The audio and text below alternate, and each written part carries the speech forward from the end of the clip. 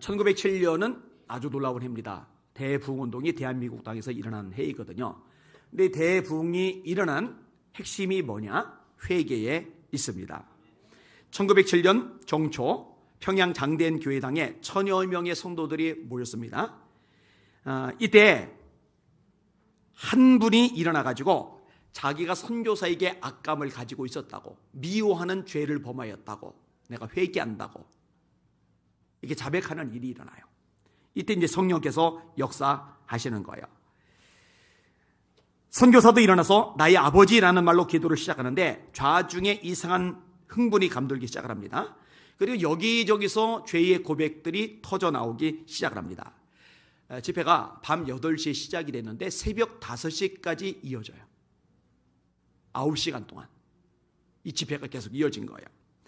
이때 집회를 인도했던 선교사님 중 한 분이 방위량, 불레어 선교사님, 우리나라 이름으로 방위량, 불레어 선교사님이신데, 이분의 기록에 의하면 기도하러 나온 다른 선교사님이 기도를 시작하려고 고개를 숙였는데 교회에 가득히 모인 무리들에게 견딜 수 없는 이게 기도가 막 터져 나오려고 그러는 거예요.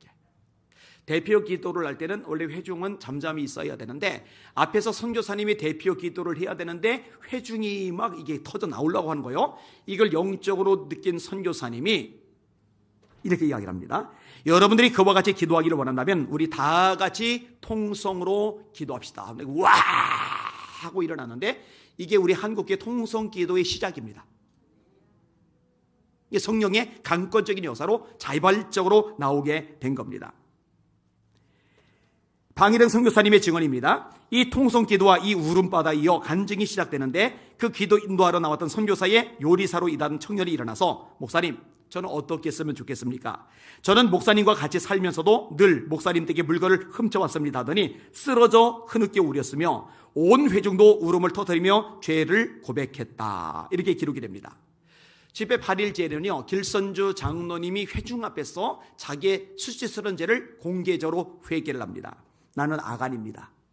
하나님이 이놈 때문에 은혜를 안 해주십니다. 약 1년 전에 내 친구 한 사람이 죽으면서 나를 불러다는 말이 장로님, 나는 이제 죽게 되었는데 장로님이 내 사후 처리를 해줘야겠소. 내 아내는 못할 것이요 하기에 나는 대답하기를 염려 마오. 내가 하지요 하고는 그의 가사를 정리해 줬는데 그때 나는 그의 재산 중에 100불을 내 주머니에 들어오게 일을 꾸몄어. 내가 하나님의 은혜를 맡고 있어서 나는 내일 아침에 그 돈을 그 과부에게 갚겠소이다 하면서 회개를 합니다. 이때 다시 성령의 불이 강력하게 임합니다. 저녁 7시 시작된 집회가 아침 새벽 무렵에 끝이 납니다. 이 불길이 평양 전역에 번져갑니다. 신학교마다 번져갑니다. 미션 스쿨들마다 번져갑니다. 이 대한민국을 성령의 불도가리가 되게 만들었어요. 그리고 기적이 발생을 해요. 선교사들이 6년 7년 동안 선교하면서 그렇게 애를 써도 결실이 썩 많지 않았는데 이 회개하며 성령의 불이 붙는 순간에 엄청난 사람들이 예수 믿고 구원받는 역사가 일어났습니다. 할렐루야. 여러분, 구원의 역사는 철저하게 성령께 달려 있습니다. 하나님의 영으로 말하는 자는 예수를 저주할 자라 하지 아니하고 성령으로 아니하고는 누구든지 예수를 주시할 수 없느니라. 베드로가 고백을 합니다. 주는 그리스도시요 살아계신 하나님의 아들입니다. 예수님이 말씀하십니다. 바요나 시모나 복이 있도다. 이것을 알게 하니는 혈육이 아니요 하늘에 계신 내 아버지시리라. 하나님이 그 아들의 영을 너희 맘 가운데 보내사 아바 아버지라 부르게 하시느니라. 너희가 다시는 무서워하는 종의 영을 받지 않고 양자의 영을 받았으므로 아바 아버지라 부르시느니라. 성령의 작용이죠. 주의 손이 함께 하심에 허다한 무리가 믿고 주께 더하거라. 주께서 구원받는 사람을 날마다 더하게 하시니라. 주체는 하나님이십니다. 영국이 프랑스처럼 피해 대혁명을 거치지 않은 이유가 웨슬레의 부흥운동이 있다고 역사가 레키가 말을 했습니다. 1789년 프랑스 대혁명이 일어나면서 얼마나 피해 숙청이 많이 일어났는지 몰라요. 그래서 피해 혁명이라고 일컬어져요. 근데 영국이 왜 안 일어났느냐? 웨슬레의 부흥운동 때문이었다. 이 웨슬레는요, 젊을 때부터 열심히 했어요. 성경 꾸준히 읽어요. 예배 열심히 참석해요. 정해놓고 기도 시간 가져요. 친구들과 함께 교도소 방문해서 전도도 해요. 그래 목사님이 됐어요. 머리도 좋아요. 옥스퍼드 대학을 나왔으니까. 선교사로 갔어요. 조지아주에. 그런데 실패를 해요. 낙담한 마음으로 배를 타고 돌아오는데 이 배 안에서 풍랑을 만납니다. 이 풍랑 앞에 두려워해요. 근데 본인은 두려워하는데 저쪽에 목사도 아닌데 선교사도 아닌데 성도들이 평안한 가운데 환한 얼굴로 하나님을 찬양하는 모습을 보고 충격을 받아요. 그들이 누구냐? 모라비안 교도입니다. 이 모라비안 교도들의 리더가 진젠돌프 백작입니다. 이 진젠돌프 백작은 성화를 보다가 예수님을 영접합니다. 예수님이 고난당하는 십자가의 장면 그림인데 그 밑에 나는 너를 위해서 내 몸을 주었건만 너는 나를 위해서 무엇을 주느냐, 이것을 보고 자기 전 존재를 주님께 드리고 백작이니까 영지를 가지고 있는데 이 영지를 개방해서 모라비안 교도들이 마음껏 신앙 생활하도록 허용을 해요.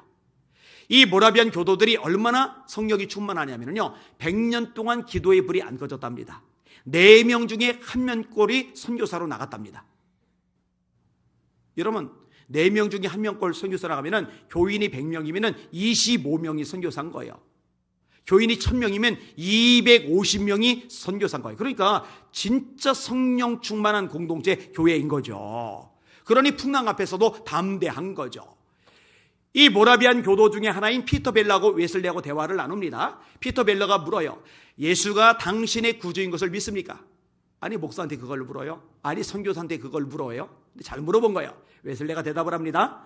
그가 예수가 세상의 구주인 것은 알겠는데 내 구주인 것은 모르겠습니다. 거듭나지를 못한 거예요. 목사인데, 선교사인데. 예수님이 말씀하셨어요. 사람이 거듭나지 아니하면 하나님 나라를 볼 수 없느니라. 사람이 물과 성령으로 거듭나지 않으면 하나님 나라에 들어갈 수 없느니라.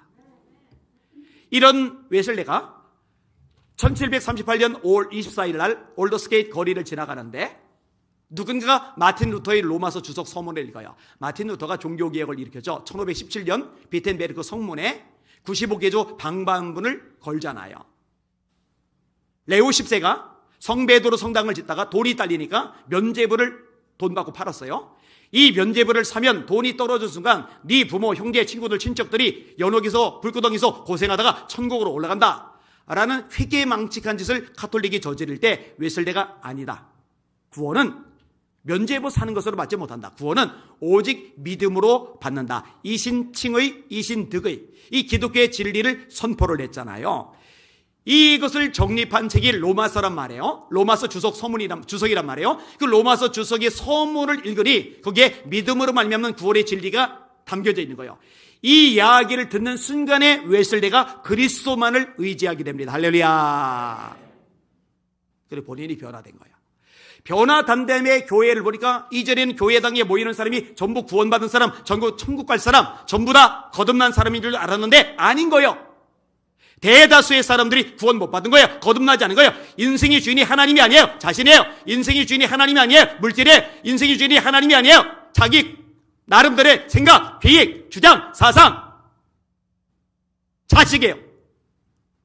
그러고 나니까 메시지가 달라져요. 회개의 메시지를 전하기 시작합니다. 철저하게 회개한 사람들을 통해서 공동체가 형성이 되고 이것이 확산이 되어 나가면서 영국의 대부운동이 일어납니다. 그래서 웨슬레이 부운동이 한바탕 지나가고 난 다음에 거리 술집들이 문을 닫고 해군의 밧줄이 죄수들 사용시키는 용도로 목을 매다는 용도로 쓰여서 이 밧줄이 모자랄 정도로 범죄가 흉악했는데 이 밧줄이 더 이상 사용이 되지 않을 정도로 감옥이 텅텅 비어질 정도로 나라 전체가 새로워집니다. 이게 영국의 대부운동입니다. 자, 미국에서는요 1차 내각서 운동이 1차 대부운동이 조나단 에드워즈 목사님을 중심으로 일어납니다. 이 에드워즈 목사님은요 하나님의 말씀에 물을 안 타요. 이 말씀을 있는 그대로 선포를 해요. 여러분, 말씀이 있는 그대로 선포가 되면 어떤 현상이 나타나는지 아세요? 마음이 찔립니다. 베드로가 설교했는데 베드로의 설교를 들은 사람들의 마음이 어떻게 돼요? 마음에 찔려. 스데반이 말씀을 전하는데 말씀을 듣는 사람들의 마음이 어떻게 돼요? 마음에 찔려. 그러니까 여러분 잘 들으세요. 하나님의 말씀이 들어가면은 찔림이 있어야 돼요. 히브리서 4장 12절입니다. 하나님의 말씀은 살아있고 운동력이 있어 좌우에 알쓰던 어떤 검보다 예리하여 여러분, 이쪽만 날선 게 아니라 반대쪽도 날이 섰어요. 양쪽이 날선 검보다 더 예리해야 돼요. 이 검보다, 양날 검보다 예리한 검이 우리 가슴 속에, 심령 속에, 마음 속에 박히는데 어떻게 찔리지 않을 수가 있냐고, 어떻게 아픔을 느끼지 않을 수 있냐고요. 부드러운 설교, 마음을 편케 하는 설교, 그냥 표면적으로 위로하는 설교 좋아하지 마시고 날선 검과 같은 하나님의 말씀을 사모하시는 여러분들 되시기를 예수님의 이름으로 축원합니다. 이분의 설교문 중에 하나님의 진노 아래 놓여있는 죄인들이라는 설교문이 있어요. 다 읽었어요. 충격을 받았잖아요. 요즘에 이런 식의 설교를 하면 감당할 수 있는 교인들이 얼마나 있을까? 교회에 얼마나 교인들이 남아나 알까? 실제로 조나단 에드워드 목사님이 말씀을 전하는데 이 말씀이 너무 날선 검으로 예리하니까 교인들이 감당을 못하고 나가는 게 아니라 목사님을 쫓아내버렸어요. 근데 쫓겨나고 끝난 게 아니에요. 이 목사님을 통해 미국 전체 교회가 뒤집어지는 회개 운동이 일어나면서 대부흥이 일어납니다. 이것이 미국의 1차 대각성 운동입니다. 그 다음에 교회들이 한참 또 쭈그러들 때 하나님께서 새로운 시대를 여세요. 그게 유명한 2차 대각성 운동입니다. 대부흥 운동이라고도 하죠. 그 중심에 찰스 피니 목사님이 계세요. 이 피니는 1792년 8월 29일 커네티컷주의 와렌이라는 지역에서 태어납니다. 2살 때 뉴욕주의 오네이다 카운티로 이사를 갑니다. 체계적인 교육은 못 받아요. 독학을 통해 글을 배웁니다. 1812년 와렌으로 와서 잠시 교육을 받아요. 그렇다고 공부를 적게 한 건 아니에요. 정규 학교 과정을 안 거쳤을 뿐이지 이분이 법을 공부하고 싶어서 아담스로 가요. 벤자민 라이트라는 판사 밑에서 법률을 개인적으로 배웁니다. 어찌 보면 대학 가서 수많은 사람이 앉아서 한 교수에게 여럿이 듣는 것보다 1대1로 실력 있는 판사에게 사사를 받는 게 더 낫죠. 더 확실하게 배울 수가 있죠. 이 과정을 통해 법을 숙지를 하게 되고 변호사로서 일을 하게 됩니다. 부모님은 예수님을 안 믿어요. 그러니까 당연히 본인도 종교에 신앙에 관심이 없어요. 근데 법을 공부하다 보니까 이상한 게 나타나는 거예요. 자꾸 구약의 율법이 등장하는 거예요. 법률가들이 저서 속에 구약의 율법이 등장을 하는 거예요. 여러분 잘 들으세요. 이 성경은요, 예수를 안 믿는 사람들도 무시를 못합니다. 문학을 공부하려면 성경을 거쳐야 되고요, 법을 공부하려면 성경을 거쳐야 되고요, 역사를 공부하려면 성경을 거쳐야 됩니다. 이 성경은 영적인 영감의 책이란 차원을 빼더라도 인간적으로 보더라도 아주 엄청난 책이거든요. 이게 피리가 보니까 아니 왜 자꾸 성경이 언급이 되지? 왜 자꾸 구약이 언급이 되지? 그러면서 이 교회에 대해서 관심을 가지게 돼요. 그러다가 조지 게일이 담임하고 있는, 조지 게일 목사님이 담임하고 있는 교회에 처음으로 출석을 합니다. 그러다가 1821년 10월 8일과 9일에 자기 영적인 문제를 해결하기로 마음먹어요. 그날 하나님께 기도해요. 그날 하나님의 말씀을 읽어요. 그러면서 자기 영적인 문제를 위해서 씨름을 하는데 마음속에 와 닿는 것이 하나도 없어요. 감동 내리기 하나도 없어요. 이틀 동안 그렇게 전력을 다했는데, 그렇게 이틀을 보내고 난 다음 날 사무실을 향해 가는데, 사무실을 향해 가는 중에 역사가 일어납니다. 하나님께서 심령에 말씀을 들려주신 거예요. 너는 무엇을 기다리고 있느냐? 너는 무엇을 하려고 하느냐? 네 자신의 의를 쌓으려고 애쓰고 있느냐? 너는 무엇을 기다리고 있느냐? 너는 무엇을 하려고 하느냐? 네 자신의 의를 쌓으려고 애를 쓰느냐? 이 순간 예수님의 대속의 은혜를 깨달으면서 자기의 교만과 죄를 뼈저리게 깨닫습니다. 통곡을 하는 거예요. 울부짖는 거예요. 점잖은 변호사, 이 똑똑한 변호사, 잘 나가는 변호사가 통곡을 하는 거예요. 진짜 회개가 일어난 거죠. 여러분, 예수님의 첫 번째 메시지가 뭡니까? 때가 찼고 하나님의 나라가 가까이 왔으니 회개하고 복음을 믿으라예요. 세례요한의 메시지가 뭡니까? 독사의 자식들아, 누가 너희를 가르쳐 임박한 진노를 피하라더냐? 그러므로 회개에 합당한 열매를 맺고 속으로 아브라함의 자손이라고 구원받은 하나님의 백성, 하나님의 아들, 하나님의 딸이라고 말하지 말아라. 회개에 합당한 열매를 맺지 않으면, 회개에 합당한 열매를 맺고 속으로 아브라함의 자손이라고 말하지 말라. 하나님이 능히 이 돌들로도 아브라함의 자손이 되게 하시리니 좋은 열매를 맺지 않는 나무마다 찍혀 불에 던져지리라. 전파한 게 뭐예요? 죄사함을 얻게 하는 회개의 세례를 전파했다고 성경이 말씀하고 있죠. 회개입니다. 이렇게 성령 체험을 하고 회개 경험을 한 다음에 게일 목사님의 지도로 공부를 하고 말씀을 전하는 사역자로 방향을 돌이켜요. 돈 많이 버는 변호사가 아니라 영혼을 살리는 하나님의 쪽으로 살자, 이렇게 마음을 정하게 된 거예요. 첫 집회가 에반스 밀스에서 시작이 되는데 많은 사람들이 변화를 시험하는 기적들이 발생을 합니다. 이분이 얼마나 열정이 대단하냐면요, 십자가를 생각하는데 감격이 없는 거요, 눈물이 없는 거요, 그러면은 나는 말씀 전할 자격이 없다. 그래서 그날은 아무것도 먹지 않으면서 하나님 앞에 회개하면서 기도만을 해요. 그럼 성령께서 강력하게 임해요. 그럼 영이 살아나요. 감격이, 눈물이 회복이 돼요. 그럼 또다시 나가서 말씀을 전해요. 이러니까 이 말씀의 권세가 얼마나 대단한지 사람들이 완전히 뒤집어지는 거예요. 꼬꾸라지는 거예요. 회개의 역사가 일어나는 거예요. 1832년에 뉴욕시에서 가장 부도덕하고 가장 더럽고 가장 무법지대인 그 중심지가 어디냐? 차담 스트리트 극장이에요. 극장 자체가 이때는 타락한 문화의 상징이었는데, 이 뉴욕시의 이 스탄 극장은 진짜 심각한, 차담 극장은 진짜 심각한 거예요. 이 극장을 교회로 사용해서 사역하자는 요청이 들어와요. 이 요청을 받아들여요. 그래서 시작된 교회가 뉴욕 제2자유장로교회입니다. 그런데 이 부도덕하고 무법적이고 음란하고 타락한 중심이었던 이 극장에 성령의 불이 임하면서 사람들이 뒤집어져요. 할렐루야. 이 교회가 꽉 차니까 옆에 또 교회, 옆에 또 교회, 옆에 또 교회, 그래서 7개의 교회가 생겨납니다. 할렐루야. 우리 교회도 그렇게 되면 좋겠어요.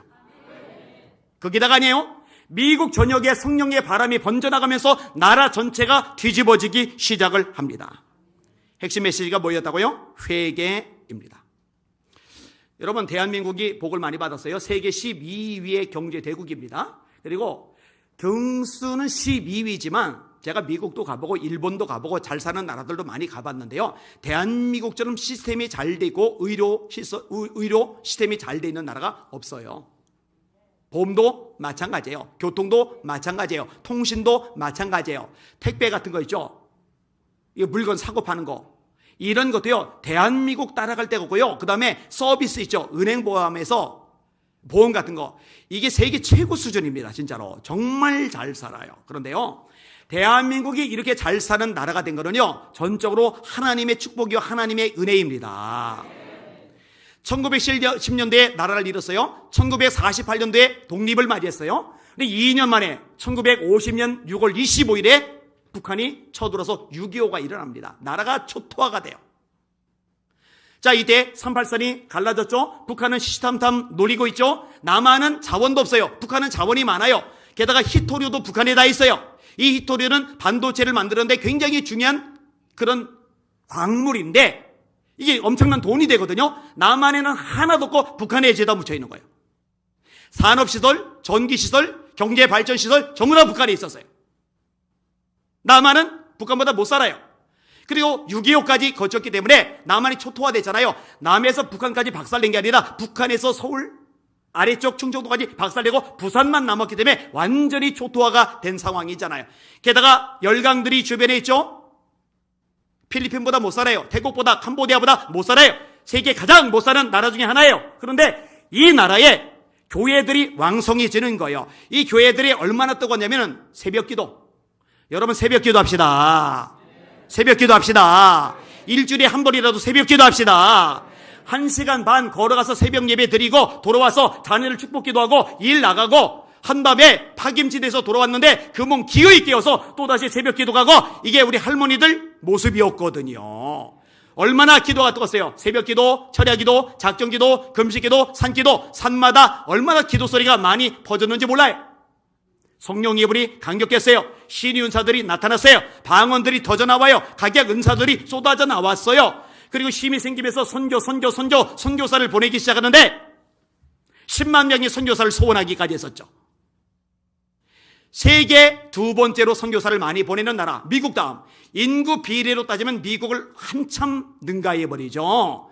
하나님이 이 교회의 부흥과 더불어, 이 교회의 선교와 더불어, 이 교회에 임한 성령의 불과 더불어 대한민국도 같이 복을 주신 줄 믿으시길 바랍니다.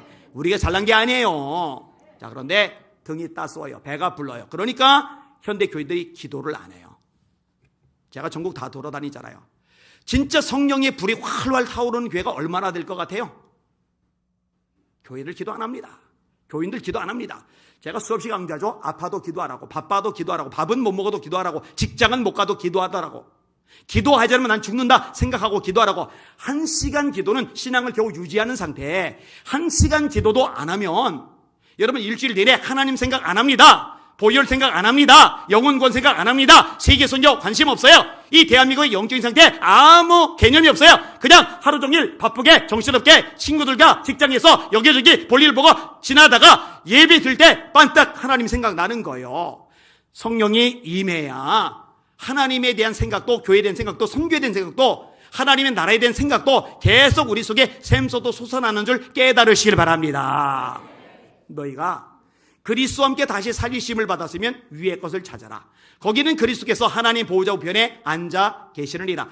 위의 것을 생각하고 땅의 것을 생각하지 말라 하셨는데 땅의 것만 생각해요. 성령이 임해야 이걸 벗어날 능력이 우리 안에 비로소 생겨나는 거거든요. 깨어 기도하시기를 주님의 이름으로 축원합니다.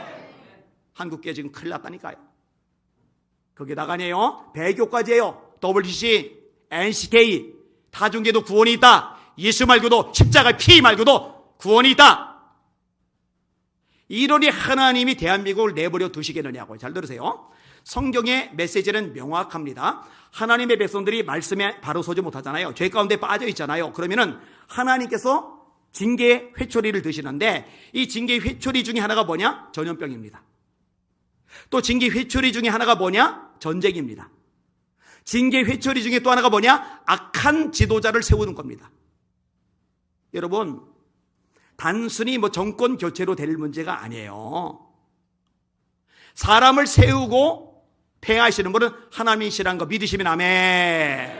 교회가 바로 서야, 하나님의 백성이 바로 서야 하나님께서 바로 잡아주시는 줄 믿으시길 바랍니다. 초점을 놓치면 안 되는 거예요. 지금의 대한민국 살 길은 간단합니다. 회개 운동이 일어나야 합니다.